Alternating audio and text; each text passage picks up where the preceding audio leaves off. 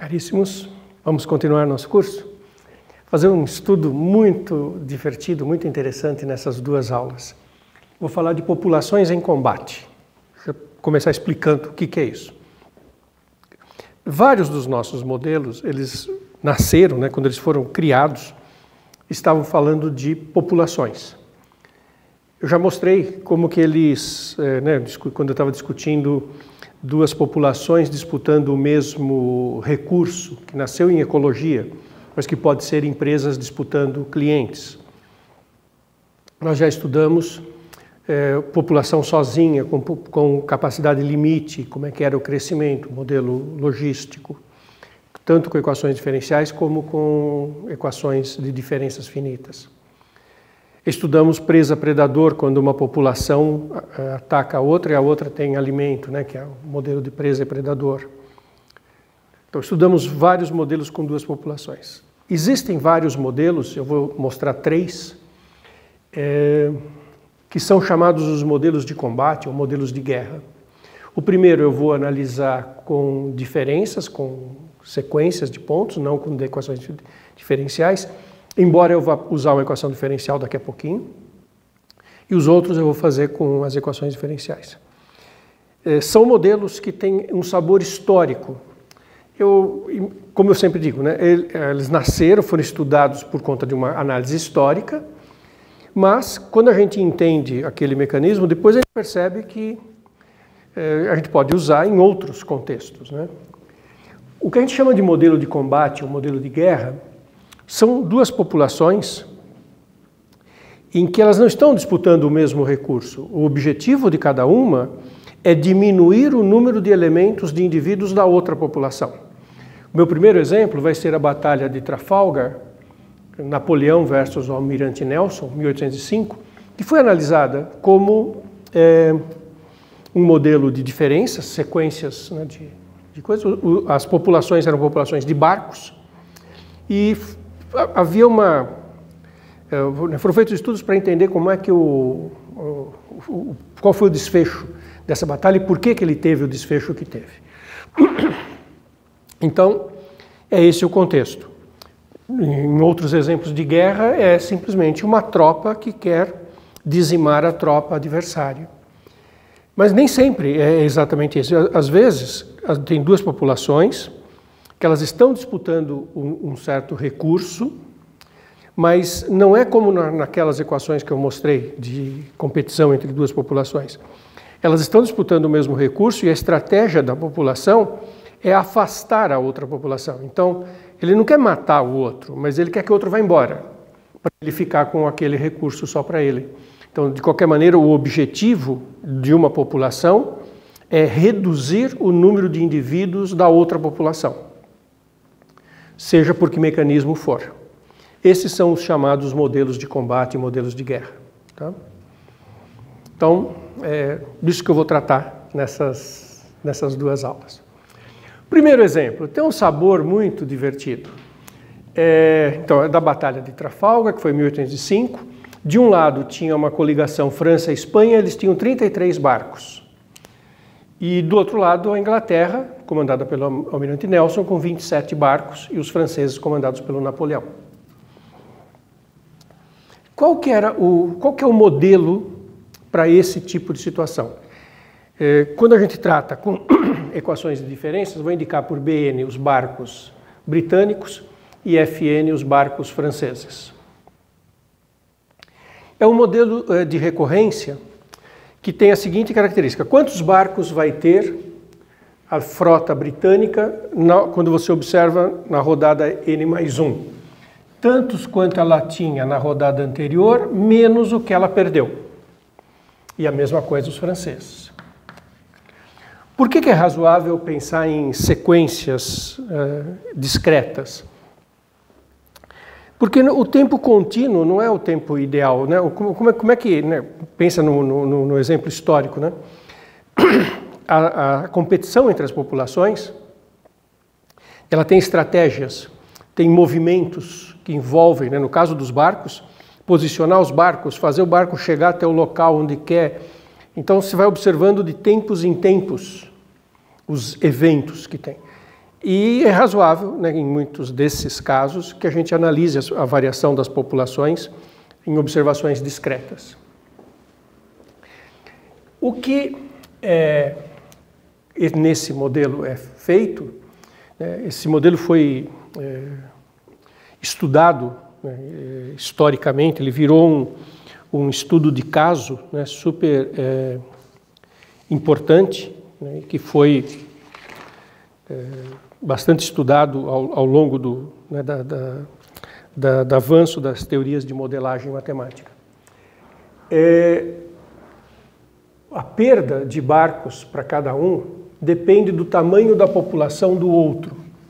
Quer dizer, os britânicos vão perder barcos proporcionalmente à quantidade de barcos franceses, e os franceses vão perder barcos proporcionalmente aos barcos britânicos. Quer dizer, quanto maior a frota inimiga, maior é o prejuízo que ela te traz. E os estudos mostram que esses números, eles variam em torno de 10% a cada observação num tempo razoável. Dependendo, claro, das condições e da estratégia dos comandantes, como a gente vai ver. Mas então um modelo bem razoável aqui é colocar 10% de perda.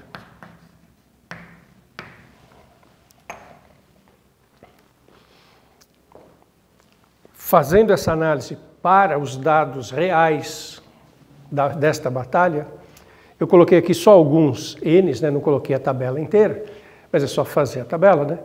Começou com 27 a 33, aí vai perdendo 10% do outro a cada rodada. Na 11ª rodada, os britânicos estariam com 2,7 barcos, quer dizer, 3 barcos. Nesse modelo entende-se fração de barco como barco danificado. Quer dizer, os britânicos estariam com 2 barcos inteiros e um barco afetado. E os franceses com 18 barcos inteiros e um barco praticamente destruído. Mas um resto de barco. E bom, nenhuma surpresa. Se o modelo é esse, que a perda é proporcional ao tamanho do outro e os ingleses começam com menos, eles vão perder. Aqui estão, eu coloquei esses números num gráfico, porque aí eles nos ajudam, inclusive, a fazer perguntas. Aqui está, na 11ª rodada, o que aconteceu com os barcos ingleses, o que teria acontecido com os barcos ingleses, essa tabela. Estamos vendo os barcos ingleses ir para 0. E aqui os barcos franceses, eles caíram, mas observe que eles começaram a estabilizar. Olha que interessante aqui, o 18,7, depois 18,2. Parece que eles estão tendendo para um limite aqui. Então, tem 2 perguntas básicas, importantes. Uma é, bom, o que aconteceu na Batalha de Trafalgar? Os ingleses perderam? Não, eles ganharam. Então, como que os ingleses ganharam? E isso tem a ver com modelagem. Quando o teu modelo diz que você vai perder, bom, você toma uma providência, né? Eu já fiz esse comentário. Previsões bem feitas podem até nem se realizar, porque os atores, sabendo que a previsão está indo nessa direção e se isso não é desejável, os atores mudam de atitude. E foi o que o almirante Nelson fez. Ele não entrou na batalha direto com os franceses porque ele sabia que ele ia perder. Então ele mudou de estratégia e conseguiu surpreender os franceses. Já vou mostrar o que ele fez. Está na linha do que nós estamos estudando. E a outra pergunta, muito natural, é para onde está tendendo o FN dos franceses aqui? O que está acontecendo aqui? Tem um limite? Estamos o tempo inteiro analisando, quando nós analisamos nossos modelos, essa pergunta, né, de ter limite, de ter atrator, de ter ponto repulsor, de ter ponto que atrai. Para onde está indo o FN? O que está acontecendo? A gente vai entender melhor, e aí uma coisa que a gente pode continuar fazendo, se você continuar usando nesse modelo, fazer mais iterados, vai acontecer uma coisa que ajuda a fazer perguntas. Neste modelo, se eu continuar fazendo para N's maiores, o BN vai ficar negativo. E aí, quando o BN fica negativo, multiplicando, primeiro não faz sentido no mundo real, mas o BN negativo, aqui fica mais, né? Porque já tem o menos e o BN negativo, isso fica mais, e aí o FN começa a crescer. Então esses FNs aqui vão crescer com o passar do tempo.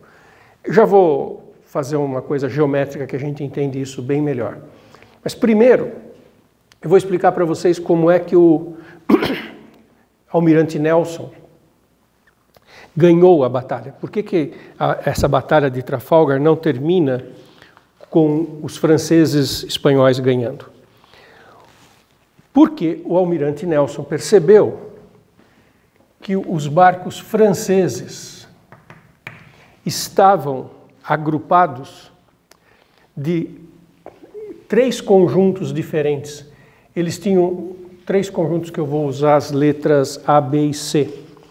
Os barcos franceses tinham um pedaço A com 3 barcos, em termos de disposição geográfica, tá? De disposição geométrica. Tinha um lugar com 17 barcos e um lugar com 13 barcos. Então a frota francesa ela estava meio dividida em termos de posicionamento. E aí o Almirante Nelson fez o seguinte, ele pegou dos seus 27, ele pegou 13 e fez, eu já vou mostrar os números para vocês, mas ele fez isso, ele pegou 13 e jogou os 13 contra o 3. Numa primeira etapa da batalha. Depois, terminada essa, ele juntou com os outros 14 que não tinham entrado na primeira batalha e atacou os 17. Isso, a batalha B. Ele atacou os 18. Na verdade, ele atacou 18 porque tinha sobrado um barco francês. E depois da batalha B, ele foi para a batalha contra o outro grupo. Ele usou o fato que os barcos franceses estavam divididos e ele dividiu em 3 batalhas. E olha o que aconteceu, seguindo essa mesma regra. Só que os dados históricos mostraram que nessa etapa da batalha, a perda não foi de 10%, foi menor, foi na ordem de 5%. Tá? Mas então, a batalha A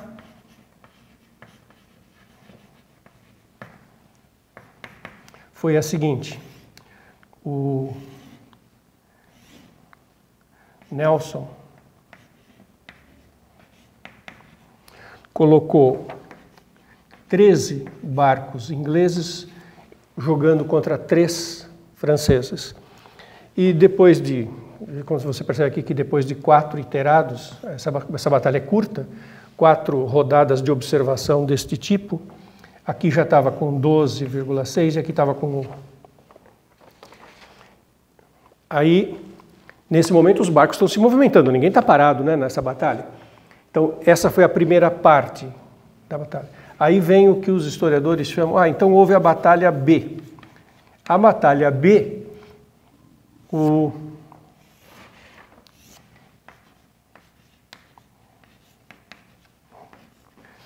almirante começou com 26, que eram os 26 que ele tinha perdido 1 na batalha contra os 3, e atacou os 17 mais esse 1. Que estavam geometricamente próximos. E aqui, seguindo naquela coisa, a batalha foi, observando as iterações até o número 16, chega que a batalha terminou com os britânicos estando com 19 barcos e os franceses com 1,5. Então, o Nelson ganhou porque ele atacou em partes os franceses. E aí teria a batalha C.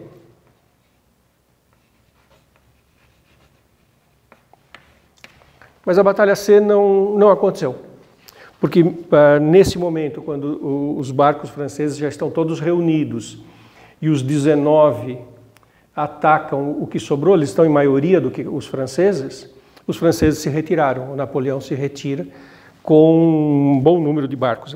Praticamente é como se a batalha terceira não tivesse ocorrido, o Napoleão segura os barcos.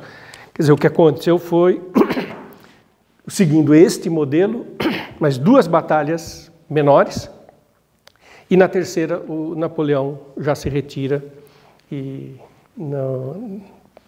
perde a batalha e volta para casa com um certo número de barcos inteiros ainda. É interessante esse relato histórico, né? E foi o que ocorreu mesmo.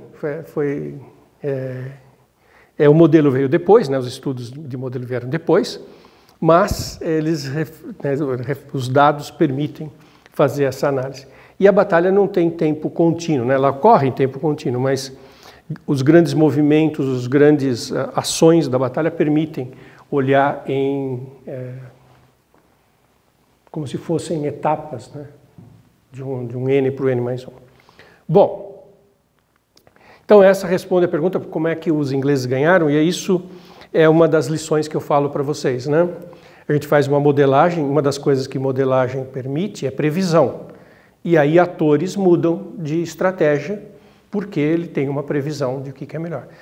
Ainda nas aulas que faltam, eu vou voltar a esse tema de modelagem, previsão e mudança de estratégia. Bom, e o que acontece com o... Por que é esse o comportamento dos barcos franceses? Então aqui eu queria chamar a atenção de vocês para 2 coisas. Então, vamos deixar de lado essa tabela, olhar esse modelo e falar, será que se eu fizer uma equação diferencial ela me ajuda a entender? Será que se eu fizer a seguinte equação diferencial, x' igual a x menos 0,1 de y, y' igual a y menos 0,1 de x, isso me ajuda a entender aquele modelo discreto? Essa equação diferencial não ajuda muito. Eu posso fazer, mas essa não é a equação diferencial que melhor descreve aquele discreto. Aquilo não é a discretização dessa equação. Sabe por quê? Porque para ficar uma equação diferencial legal, eu devo passar esse Bn e esse Fn para cá, para fazer a delta Bn, a variação dos Bns e a variação dos Fns, isso que é a derivada. Então, a equação diferencial que é legal de ser olhada é essa aqui, x' igual a menos 0,1 de y e y' igual a menos 0,1 de x. Tirando esse x aqui, não é nessa equação que eu chego nessa, eu tenho que olhar no modelo discreto, passar o Bn e o Fn para lá, falar, então aqui eu tenho a variação dos Bs. A variação dos Bs é a derivada. Então eu vou olhar essa equação diferencial. E essa equação diferencial linear tem como matriz A, né, essa equação, se eu quiser escrever daquele jeito que eu vivo escrevendo, x' igual a ax, a matriz A é essa matriz aqui, 0, menos 0,1, menos 0,1, 0. Para calcular os autovalores, é um sistema linear, né? Eu tenho que fazer o determinante da matriz menos lambda, menos 0,1, menos 0,1, menos lambda. Esse determinante é lambda ao quadrado, menos com menos mais, diagonal secundária troca, menos 0,1 ao quadrado. Então, os autovalores são lambda igual, mais ou menos 0,1, que eu igualo isso a 0 e tenho 2 quadrados. E aí, o que eu descubro? Dois autovalores iguais a 0,1, eu descubro que eu tenho uma cela. Então, sabendo agora os autovalores, eu consigo fazer o retrato de fase. Como são 2 autovalores reais com sinais trocados, isso é uma cela. E isso vai explicar o que estava acontecendo com o número de barcos dos franceses, para onde que ele estava atendendo. Preciso achar o autovalor. Então, vou fazer a conta de um deles. Se eu tenho a matriz aqui, 0, menos 0,1, menos 0,1, 0, e eu vou procurar o autovetor associado ao autovalor 0,1. Lembra que autovetor é o vetor que a matriz calculada nele dá um múltiplo dele mesmo pelo autovalor. Esse é o autovetor associado. Isso aqui vai me dar 0 menos 0,1 de V igual 0,1 de U e menos 0,1 de U igual 0,1 de V, que mostra que U é menos V, U é menos V. Então, o autovetor associado, em geral a gente cai, né, numa família de autovetores. O autovetor associado ao autovalor 1 é 0,1, é o vetor em que o x e o y têm sinais trocados, iguais, mas sinais trocados. Ou seja, essa reta é invariante pelo autovetor, pelo autovalor 0,1. Então, essa reta aqui é invariante e ela é a parte repulsora da cela. Fazendo a conta para o autovalor menos 0,1, então você põe menos 0,1 e faz a mesma coisa, você vê que U é igual a V. Ou seja, a parte atratora da cela está na reta y igual a x. Então, a origem é um ponto fixo, que é uma cela, e tem essa parte atratora, essa parte repulsora. E o que aconteceu na Batalha de Trafalgar? Os ingleses começaram com menos barcos que os franceses. Então, aqui está o BN, aqui está o FN. O meu Y é o francês. Então, o Y maior do que o X, acima da reta bissetriz. Como os franceses tinham mais barcos que os ingleses, o ponto está aqui em cima. E como é que é uma trajetória da cela? A trajetória da cela faz isso. Por isso que eu disse para vocês que o BN, né, o X, que os britânicos, ia ficar negativo, e o Y, que são os barcos franceses, ia começar a aumentar. Se eu penso na cela, que está aqui no espaço de fase, eu vejo que se fosse uma equação diferencial com variáveis contínuas e não discretas, essa seria a trajetória. É claro que quando eu estou falando de número de barcos, não faz sentido barcos negativos. Então, nós estamos olhando o primeiro quadrante. Então, só estamos olhando o primeiro quadrante, que era o que estava refletido naquela tabela. Os barcos ingleses indo para 0, que é o X, e o Y não estava indo para 0, o Y estava indo para 18, que era esse ponto aqui, e depois o Y ia começar a aumentar. Mas não faz sentido, né, barcos negativos. Mas aqueles pontinhos que eu coloquei naquelas duas tabelas estavam mostrando isso aqui. Essa equação é a equação da guerra, que eu vou comentar a partir de agora na próxima aula. Eu já vou começar com essa equação.